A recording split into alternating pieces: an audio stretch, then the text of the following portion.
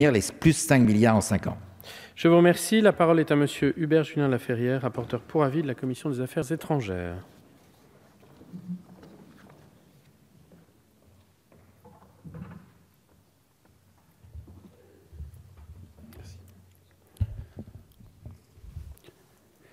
Bien, Monsieur le Président, Monsieur le Ministre, Monsieur le rapporteur spécial, mes chers collègues.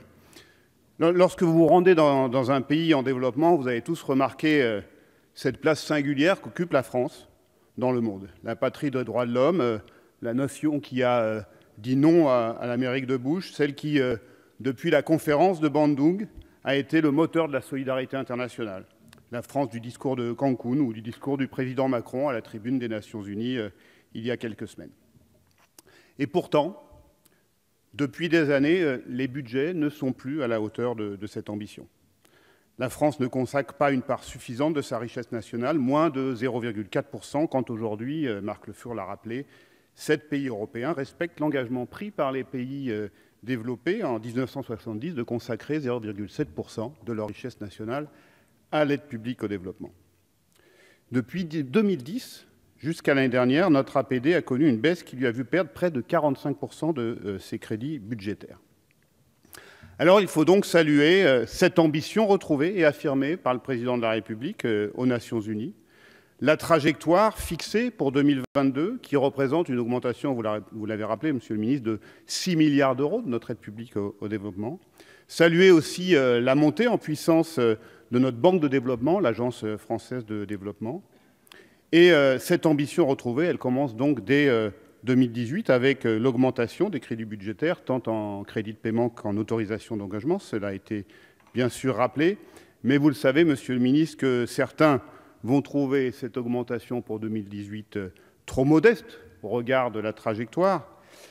Et donc il faudra, en tout cas la représentation nationale comme les acteurs français du développement, attendre du gouvernement qu'il précise cette trajectoire qui nous mènera, je n'en doute pas, aux 0,55% en 2022. En matière d'aide publique au développement, il va donc nous falloir faire plus. L'ambition, elle est affirmée. Il nous faudra aussi faire mieux et donc faire des choix stratégiques pour une meilleure efficacité de notre aide. Vous en avez bien sûr rappelé les principaux. Être efficace, c'est d'abord privilégier l'aide bilatérale, qui a malheureusement souvent été la variable d'ajustement de nos arbitrages budgétaires. L'aide bilatérale, ce n'est plus, bien sûr, aller planter son drapeau français sur un hôpital ou sur un forage plutôt que de participer à une politique publique multilatérale. Non, je crois au contraire que notre aide bilatérale peut, elle doit même servir le multilatéralisme, servir les engagements de la communauté internationale, dont la France d'ailleurs est souvent le moteur. L'accord de Paris, bien sûr, et l'engagement des 100 milliards d'euros, 5 milliards pour la France, pour accompagner les pays en développement dans leur stratégie d'adaptation et d'atténuation. Les objectifs du développement durable, cette feuille de route adoptée par la communauté internationale en 2015 pour le développement et la réduction des inégalités. Être efficace, c'est aussi davantage associer les acteurs locaux, collectivités françaises, comme collectivité des pays en développement dans le cadre d'une aide plus territorialisée. La France est déjà en avance dans ce mouvement, tant par sa tradition de coopération décentralisée que parce qu'elle travaille souvent, et je veux rendre hommage à l'engagement de l'AFD dans ce domaine, elle travaille avec les acteurs locaux des pays partenaires qui montent en compétence grâce à la montée de la décentralisation dans le monde en développement. Être efficace, c'est aussi retrouver notre tradition de l'expertise qui avait quasiment disparu et qui pourtant n'est plus l'aide de substitution qu'elle a été, mais bien au contraire contribue au renforcement des capacités dans les pays partenaires.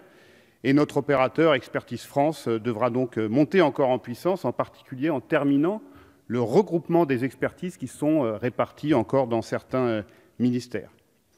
Être efficace, c'est bien sûr flécher nos crédits en direction de nos priorités géographiques et sectorielles, éducation, santé, émancipation des femmes, gouvernance, climat, vous avez rappelé ces priorités sectorielles, et la priorité aux pays les plus pauvres. Aujourd'hui, les pays les moins avancés mobilisent 22% de notre aide.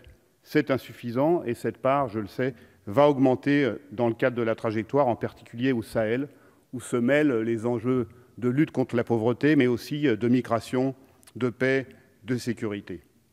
Être efficace, c'est aussi rééquilibrer la part des dons par rapport aux prêts. Et bien sûr, c'est le corollaire de ce que nous avons dit à l'instant. Les prêts, ça marche pour des projets d'infrastructure dans les pays émergents, ça marche moins. Ce sont des dons qu'il faut mobiliser dans les pays pauvres, en particulier dans les priorités sectorielles que nous avons définies. Je termine, Monsieur le Président.